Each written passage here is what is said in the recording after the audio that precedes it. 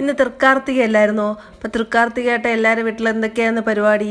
ഇവിടുത്തെ പരിപാടി ഇത് തന്നെയാണ്. മെയിൻ പരിപാടി എന്ന് പറഞ്ഞാൽ പുഴുക്ക് പുഴുങ്ങൽ. അതുകൊണ്ട് കുറച്ച് കിഴങ്ങ് വർഗ്ഗങ്ങളൊക്കെ ഉണ്ടായിരുന്നു. വീട്ടിൽ നിന്ന് കുറച്ച് ചേമ്പും ചീനിയും കൂടെ കൊണ്ടുവന്നു. അപ്പോൾ അത് രണ്ടും വാങ്ങിക്കണ്ടായിരുന്നു. പിന്നെ ബാക്കി ഞാൻ കുറച്ച് കാച്ചിലും മധുരക്കിഴങ്ങും കൂടെ വാങ്ങിച്ച് വൈകിട്ട് തന്നെ ഒരു 3 മണിയൊക്കെ കഴിഞ്ഞപ്പോൾ തന്നെ അമ്മ അതൊക്കെ റെഡിയാക്കാൻ തുടങ്ങി. എല്ലാം ചെത്തി വൃത്തിയാക്കി പുഴുങ്ങിയെടുക്കണ്ടേ. രണ്ട് ട്രിപ്പായിട്ട് പുഴുകണം. കാരണം ചീനി ഒരു ട്രിപ്പ് പുഴുങ്ങണം, ബാക്കി എല്ലാം കൂടെ വേറെ പുഴുങ്ങണം. രണ്ടിന് 2 വേവല്ലേ. അപ്പം അതൊക്കെ പുഴുങ്ങി. പിന്നെ ഒരു കാര്യം എന്ന് വെച്ചാൽ നല്ല വില കേട്ടോ.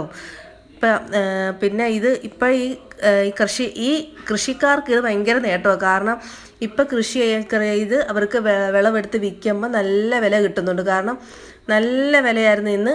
ഈ മധുരക്കിഴങ്ങിനാണെങ്കിലും ചേനയ്ക്കാണെങ്കിലും ചേമ്പിനൊക്കെ നല്ല വിലയായിരുന്നു. നല്ല വില കിട്ടിയൊരു സമയം. അപ്പോൾ കർഷകർക്ക് നേട്ടം കേട്ടോ. പിന്നെ നമ്മളിത് വൈകിട്ട് തന്നെ പരിപാടിയൊക്കെ തുടങ്ങി.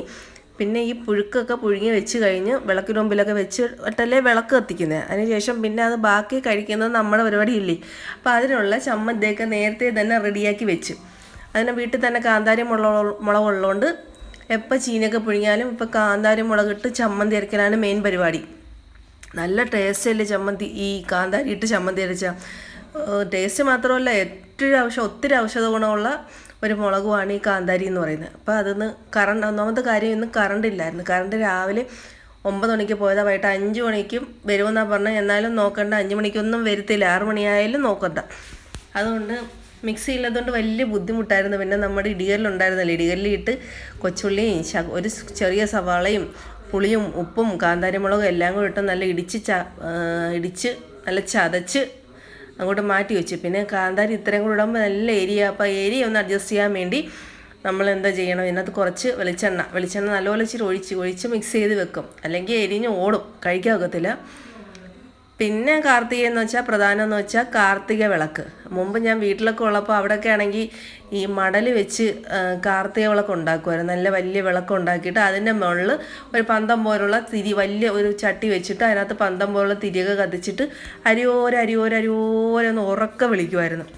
അതിനുശേഷം നമ്മൾ ഈ പുഴുക്കൊക്കെ വിളക്കൊക്കെ കത്തിച്ച് വിളക്കിന് പുഴുക്കൊക്കെ വിളമ്പി വെച്ചിട്ട് പിന്നെയാണ് നമ്മളത് കുറച്ച് കഴിഞ്ഞിട്ട് എടുത്ത് കഴിക്കുന്നത്. അതാണ് പണ്ടത്തെ ഞങ്ങളുടെയൊക്കെ കാർത്തികാഘോഷം എന്ന് പറയുന്നത്. പക്ഷേ ഇന്നിവിടെ ആ മടൽ വിളക്കും അതും ഒന്നും, പിന്നെ അതുപോലെ തന്നെ വാഴത്തണ്ട് വെച്ച് ഉണ്ടാക്കും. അതൊന്നും സമയം, ഒന്നാമത്തെ കാര്യം സമയമില്ല വാഴത്തണ്ട് വെച്ച് ഉണ്ടാക്കാനൊന്നും. രണ്ടാമത്തെ കാര്യം ആരും ഉണ്ടാക്കി തരുന്നതുമില്ല. ഇവിടെ അങ്ങനെ വീട്ടിലൊക്കെ ആണെങ്കിൽ ഓരോ വീട്ടിലും ഈ കാർത്തിക ആകുമ്പോൾ ഇങ്ങനെ വിളക്കുണ്ടാക്കി നമ്മുടെ മൂപ്പരുണ്ടല്ലോ തേങ്ങ വെട്ടാൻ വരുന്നത്. അപ്പം മൂപ്പര് വന്ന് ഓരോ വീട്ടിലും എന്താ ചെയ്യും,